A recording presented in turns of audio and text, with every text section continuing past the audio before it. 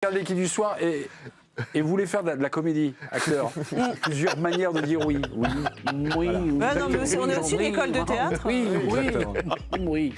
Oui, un grand oui.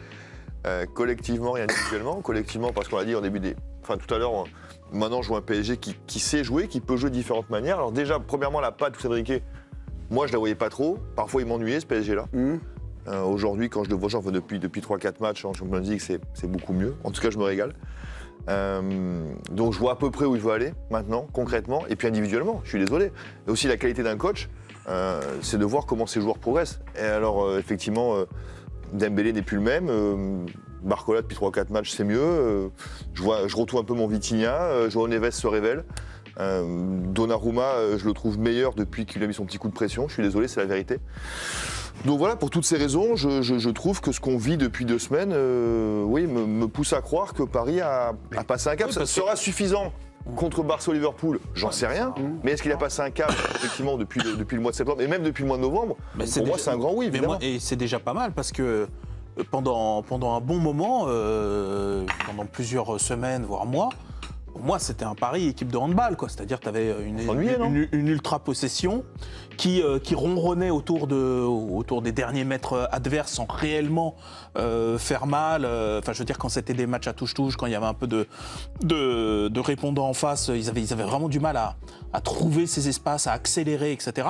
Moi, je trouve que là, depuis quelques temps... Quand? Mais je trouve que les matchs... La deuxième période de Manchester City? Le match de samedi dernier contre Reims, par exemple? Non, peut-être pas, mais par exemple, moi je trouve que les 2 matchs contre Monaco, par exemple, ils ont été bons. Ouais. Ils ont été bons. Ça a été 2 matchs où, alors ok, on peut relativiser, mais Monaco, ils ont des résultats quand même. Et je trouve que dans ces matchs-là... Pas beaucoup. Hein? Pas beaucoup en ce moment, Monaco, les résultats. Ouais, ils en ont encore pris 3 ce soir. Ils sont qualifiés, non? Enfin, ils sont barragés. Ces dernières semaines, Guidel. Oui, ces dernières semaines, mais bon, là, c'est... Ces dernières semaines, tu bats Monaco et le Manchester City et Stuttgart, c'est une équipe de... Ils ont fait le job, ils ont été parfaits, mais c'est une équipe de rampant. Mais regarde contre Gérone, qui est Gérone cette saison. Ils arrivaient même pas à faire ça. C'est mieux qu'en septembre. C'est mieux qu'en septembre, c'est sûr. Et PSV chez toi aussi. Quelques chiffres. PSV chez toi, c'était pénible aussi. Un chiffre vient de me parvenir. 120 km parcourus par le Paris Saint-Germain. 120 km parcourus pour le PSG. Au-delà d'essayer de dater un match ou une soirée où on aurait passé un cap au PSG, je trouve que dans le changement de paradigme qu'on a vu avec la philosophie Luis Enrique, avec pas de stars, avec les joueurs qui ont été exfiltrés, en tout cas vendus, avec ce nouveau projet et dont on doutait et dont on peut continuer à douter de savoir si ce sera suffisant contre les plus gros, d'avoir des joueurs qui soient moins rodés. Là, moi, je trouve que le cap, on commence à le voir en début de saison, c'est le collectif, c'est cette équipe qui défend, tout le monde défend. Et moi, depuis le début du PSG Qatari, je ne sais pas si on l'avait déjà vu ça une fois. À la perte de balle. Et le pressing qu'il a, qui est la marque de fabrique de Luis Enrique dans la tradition guardiolesque, d'être capable de presser très fort à la perte, et tout le monde doit le faire, parce que si c'est toi qui es à côté du ballon et que t'es Mbappé, bah c'est quand même toi qui dois y aller. Donc là, il a réussi à avoir ça. Alors il n'y a pas les grandes stars, et toutes les grandes équipes européennes, elles ont, le Real excepté sans doute, parce que pour plein d'autres raisons, c'est un autre modèle. Mais le Bayern, mais l'Inter, mais Liverpool quand ils gagnent, c'est des équipes où tous les joueurs de champ participent aux efforts collectifs. Et ça, on l'a au PSG, et donc peut-être que ça va les amener loin. Au Real, tu l'as aussi. Au Real, Vinicius, il ne fait pas toujours...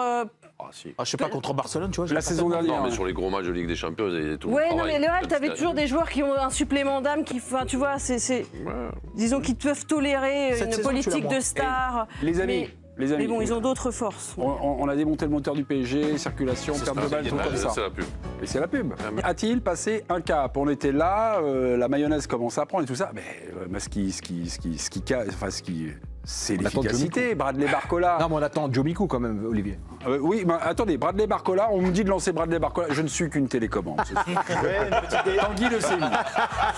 Une petite déclaration de Bradley Barcola, buteur ce soir au micro de Canal+. On a pris conscience qu'il fallait gagner ces matchs. On a beaucoup travaillé. On s'est vraiment mis dans la tête qu'il fallait être plus efficace. Voilà. C'est le cas ce soir. Après le déclic, là, ça allait tout seul. C'est vraiment ce qu'il nous manquait. On est fiers de notre qualification. Voilà. Le secret pour marquer, c'est de se dire qu'on va marquer. Non, mais moi, ça m'étonne toujours, ce genre de déclaration. C'est-à-dire que moi j'ai toujours l'impression que ça passe plutôt par le travail, par exemple comme Ousmane Dembélé, on avait entendu parler du fait qu'il faisait un peu plus de spécifique, il cherchait des zones, des trucs comme ça, je peux le comprendre. Mais là d'entendre, ouais, on s'est dit qu'il fallait marquer. Donc on va marquer. Non mais moi ça m'étonne, mais je dis pas que c'est faux. Je dis juste moi de mon point de vue à moi qui suis pas un sportif de haut niveau. C'est pas le premier gars qui arrive en conférence de presse qui nous lance un truc. Eh ben ça m'étonne toujours moi. Ouais. Bon, non mais que. Ça veut dire qu'avant ils n'avaient pas compris qu'il fallait marquer. Oui, non mais. Là il y a un gars qui est arrivé qui dit les gars en fait il faut marquer. Ah mais ouais ok. Non mais le gars est un peu en pilote automatique. Enfin je sais pas, on va pas lui. Ah c'est une phrase toute faite. Peut-être que tu te responsabilises aussi un peu plus parce que précédemment tu avais un joueur qui peut-être marquait beaucoup plus de buts et eux ils se disaient bon ben nous on participe offensivement. Essayer d'amener ce ballon vers lui. Ouais. Et là, peut-être le fait qu'il parte et tout, ça a amené ces joueurs-là à prendre plus d'initiative et être vraiment plus décisifs. Et donc, peut-être que ça te prend l'air de rien un petit délai. Et là, aujourd'hui, ça fonctionne plutôt bien pour eux, quoi. On va aller voir le sieur Castaldi. Giovanni, Paris a-t-il passé un cap? On est évidemment en train de se poser des questions, en train de voir que, quelque chose qui est en train de se passer de manière positive du côté du Paris Saint-Germain. On avait les citations de Bradley Barcola. Si finalement, le moment où on s'est dit, maintenant, il faut qu'on marque, et il commence à marquer. Moi et puis l'ensemble du plateau, ça nous suffit pas, quoi. Donc, est-ce que vous qui suivez le club, il y a des trucs peut-être à apprendre en coulisses? Non, mais ce qui est sûr, Mémé, c'est que la phrase de Bradley, là, il ne faut pas accorder trop d'importance. C'est en zone mixte, ils sont après la rencontre. C'est une réponse un peu toute faite. Je crois que c'est Dave qui je sais plus qui le soulignait, mais c'est un truc un peu pilote automatique. Moi, ce que je peux vous dire de ce que je vois, c'est que évidemment, et ça, faut pas avoir fait Saint-Cyr pour le comprendre, ce qui s'est passé au Parc des Princes, ça a libéré les têtes. Et ce soir, l'entame du Paris Saint-Germain, alors même si Stuttgart n'a pas fait le match du siècle, elle est exceptionnelle de confiance et de relâchement. Et je trouve que ce qu'a changé le match de City, c'est que les garçons, sur chaque action, et même nous en tribune, on s'est fait la réflexion, t'as l'impression que ça peut aller au bout, alors que tout le début de la Ligue des Champions, on se disait, ils jouent bien, il y a du pressing, c'est sympa, mais ils vont jamais marquer un but. Et je trouve que c'est ça qui a changé, et même nous, quand on suit les actions, on a une appréhension qui est totalement différente. Donc je n'ose même pas imaginer ce qu'ils ressentent sur la pelouse. La suite pour le Paris Saint-Germain, c'est un match en barrage contre un club français. 3 matchs, je vous dessert, Brest ou Monaco, Monaco ou Brest, tirage au sort, ce sera vendredi, on peut en parler. Brest ou Monaco?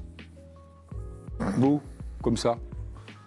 Voilà. Déjà, ça nous moi, ça me désole. Que les 3 clubs français soient dans le même quart de barrage, c'est dommage. On se souvient, je crois que le dernier affrontement franco-français, si je ne me trompe pas, c'est le quart Bordeaux-Lyon en 2010. Il y a dû y avoir des trucs en Ligue Europa ou en Coupe de l'UEFA, mais ça, on ne s'en souvient plus parce que c'est la des champions. Mais 2010, quart de finale. C'est quand même pas notre meilleur. C'est quand même pas. T'en étais encore, Joe? J'étais fini. T'es d'arrêter?